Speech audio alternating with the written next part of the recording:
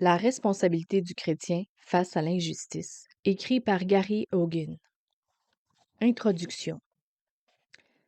Père de 4 jeunes enfants, je me surprends à songer de plus en plus fréquemment à la vertu par excellence que j'aimerais leur laisser pour qu'ils la transmettent au monde.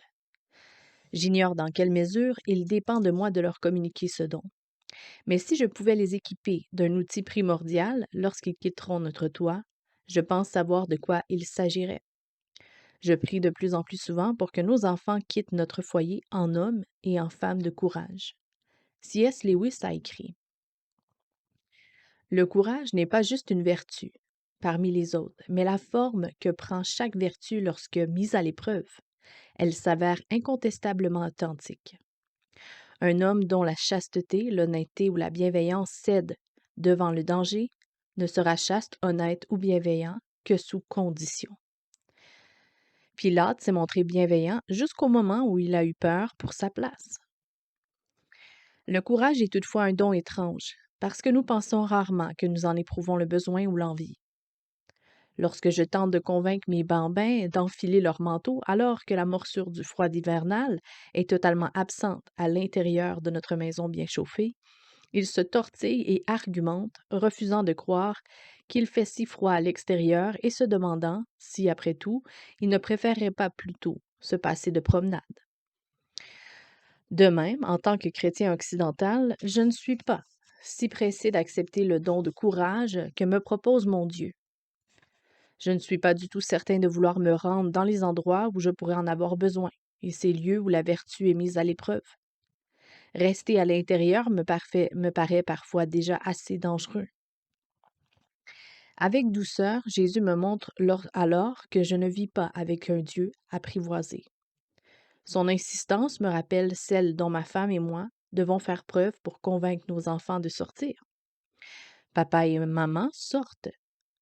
Nous vous aiderons à mettre votre manteau et si vous voulez nous accompagner. J'entends l'appel de Jésus. Je sors dans un monde qui a besoin de moi. Si vous voulez m'accompagner, je vous aiderai en vous donnant le courage dont vous aurez besoin. Ce livre tente de décrire le courage et l'espoir que Dieu aspire à insuffler en ceux qui veulent suivre le Christ dans un monde qui a besoin de son amour. Il s'agit en l'occurrence du courage de manifester l'amour de Jésus à une catégorie particulière d'individus, les hommes, les femmes, les enfants, victimes d'abus de pouvoir. En tant que chrétiens, nous avons largement exploré le partage de l'amour du Christ auprès des peuples du monde entier qui n'ont jamais entendu l'Évangile. Nous continuons à nous assurer que le message du salut est prêché dans les coins les plus reculés de la terre et nous voyons des églises chrétiennes indigènes étendre vigoureusement le royaume de Dieu sur chaque continent. Nous avons appris à nourrir les affamés, guérir les malades et accueillir les sans-abri. Il y a cependant une chose que nous n'avons pas appris à faire, malgré les appels répétés de la parole de Dieu en faveur de cette mission. Nous n'avons pas appris à secourir les opprimés. Nous n'avons pratiquement aucune vision de la façon dont Dieu pourrait nous utiliser pour apporter un secours concret à la jeune fille livrée à un réseau de prostitution, aux prisonniers détenus illégalement et torturés, à la veuve dépouillée de sa terre et à l'enfant vendu en esclavage. Nous ignorons comment faire sortir l'adolescente de 12 ans du bordel qui la retient, comment faire libérer le prisonnier, comment restituer sa propriété à la veuve ou libérer l'enfant esclave, et comment traduire les coupables en justice.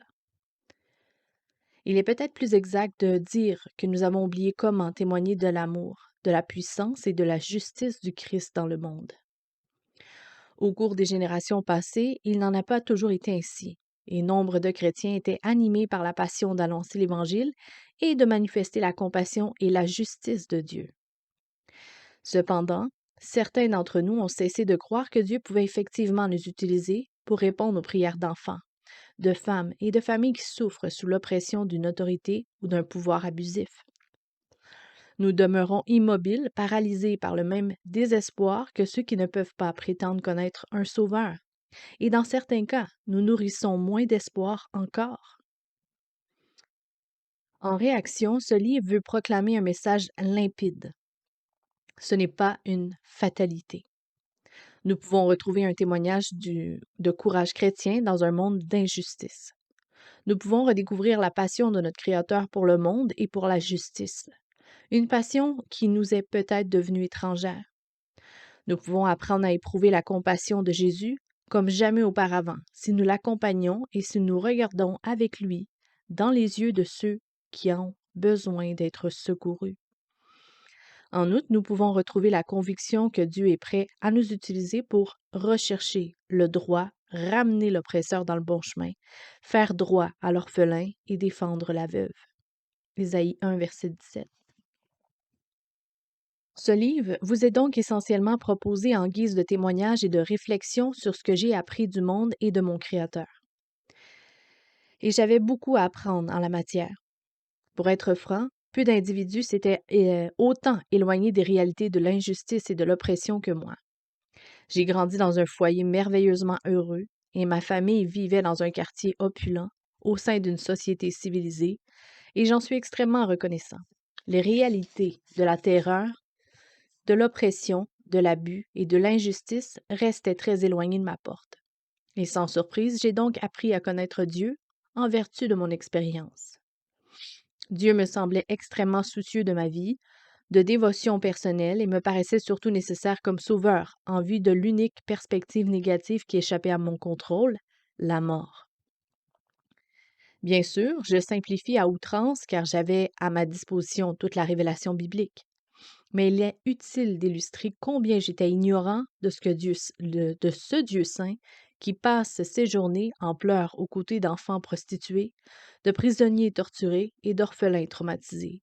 Un Dieu dont la haine intrinsèque de l'injustice n'a d'égal que sa haine de l'idolâtrie. J'en savais très peu sur les besoins du monde et sur la façon dont Dieu considérait cette souffrance.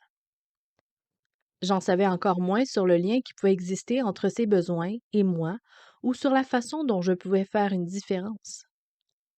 Puis j'ai fini par quitter la maison.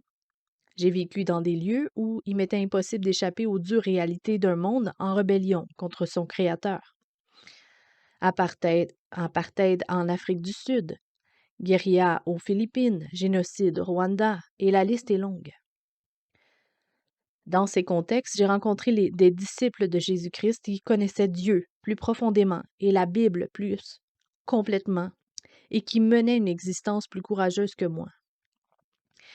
Ils ne m'ont pas jugé ni rejeté pour mes manquements. Ils m'ont simplement aimé et ils ont partagé avec moi ce qu'ils avaient appris, et souvent dans l'épreuve, sur le Dieu d'espoir, de puissance et de joie.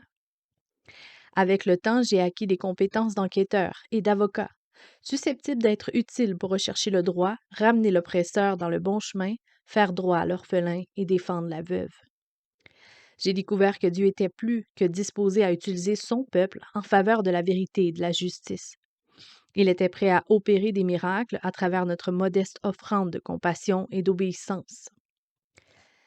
Ma découverte personnelle de l'abus de pouvoir dans notre monde a commencé peu après avoir décroché mon diplôme à l'Université de Harvard.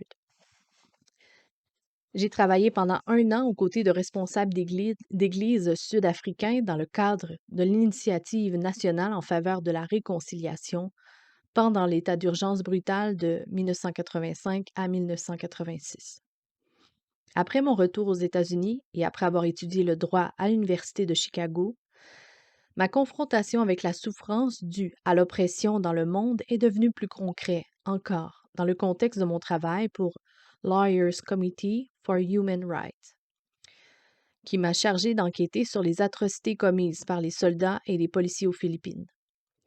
Enfin, j'ai accepté un poste de substitut du procureur au département des droits civils du ministère de la Justice des États-Unis. J'ai été affectée au sein de la cellule chargée des abus commis par la police. Dans le cadre de mes fonctions au ministère, j'ai été détachée auprès des Nations unies en automne 1994 pour diriger l'enquête de l'ONU sur le génocide du Rwandais. Durant ces diverses missions à l'étranger, j'ai été frappée par 3 faits simples, mais percutants. D'abord, d'innombrables hommes, femmes et enfants souffrent dans le monde.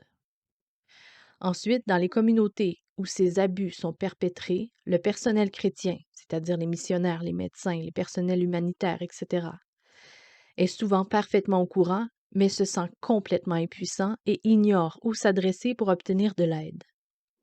Enfin, il existe des chrétiens pourvus de la formation professionnelle, de l'expérience et des ressources pour étayer la dénonciation de ces abus et secourir les victimes, mais il n'y a aucun canal pour relier leurs dons et leur énergie aux besoins sur le terrain. En réaction à ce constat, plusieurs amis et collègues chrétiens se sont unis pour créer International Justice Mission en 1994. Et cette organisation met un corps de professionnels chrétiens de la justice, avocats, enquêteurs, criminels, diplomates, spécialistes de la politique étrangère et autres, à la disposition du personnel chrétien actif dans le monde lorsqu'il est confronté à des cas d'oppression ou d'abus dans sa communauté.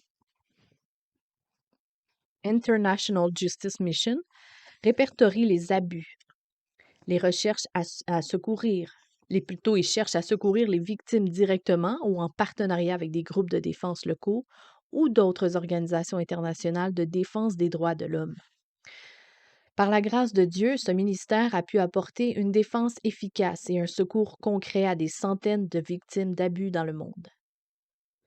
Jeunes filles libérées de la prostitution forcée, enfants sortis de la servitude illégale, prisonniers libérés de la détention abusive, policiers corrompus, traduits en justice, etc. Ce livre offre donc le récit de ce parcours et je prie qu'il transmette ne serait-ce qu'une mesure infime de l'espoir et de l'encouragement que le Dieu de la justice a préparé pour son peuple.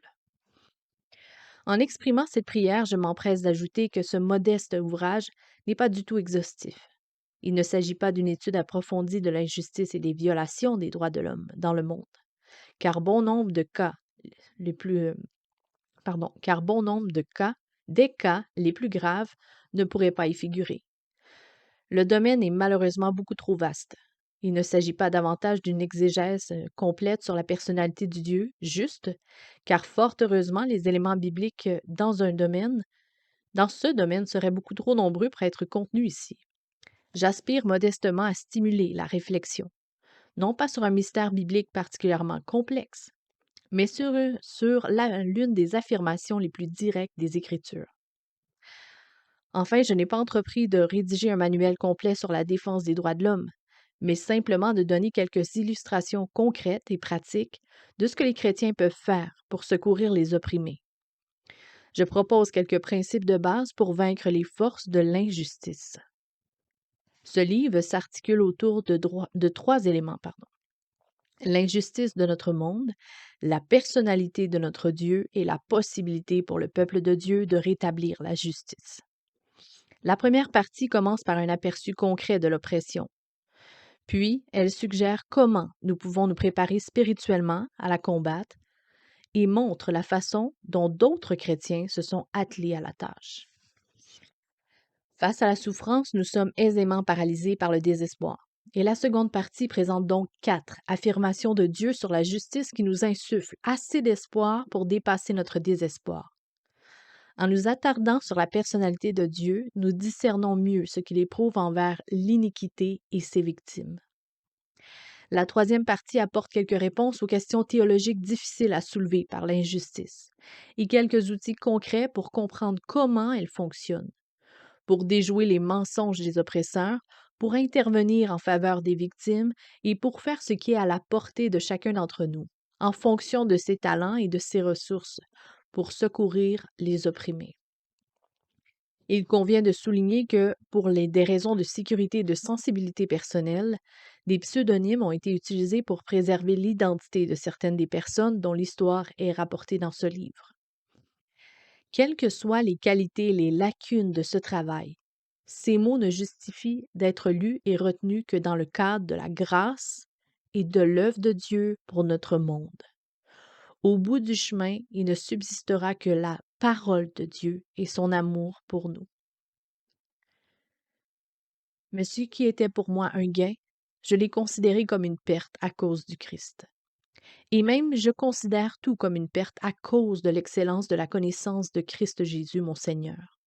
À cause de lui, j'ai accepté de tout perdre, et je considère tout comme de les ordures, afin de gagner Christ et d'être trouvé en lui, non avec une justice qui serait la mienne et qui viendrait de la loi, mais avec la justice qui est obtenue par la foi en Christ, une justice provenant de Dieu et fondée sur la foi.